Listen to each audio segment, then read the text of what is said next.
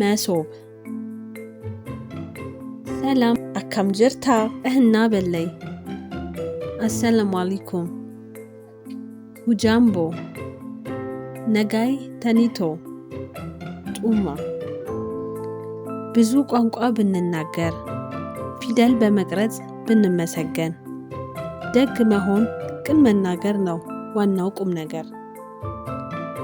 ሁላችን ነንና ከአፈር ከመሬት ባልንጀራን ማክበር እንደራስን መውደድ ሳይመርጡ ጎረቤት።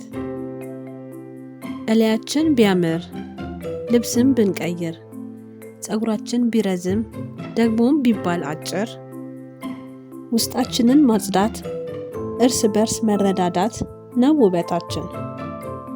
ትከሻ ብንመታ መሰንቆ ክራሩን ይዘን ብንዘምር ጨዋታው እንዲሞቅ ሳቁም እንዲሞላ እናካትት ሌሎችን ይህ ነው ባህላችን።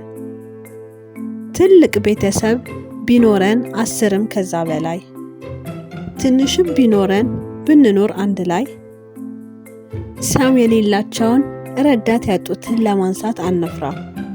ዛሬ የኛ ብትሆን የነገ አይታወቅ ይሁን የኛ ተራ።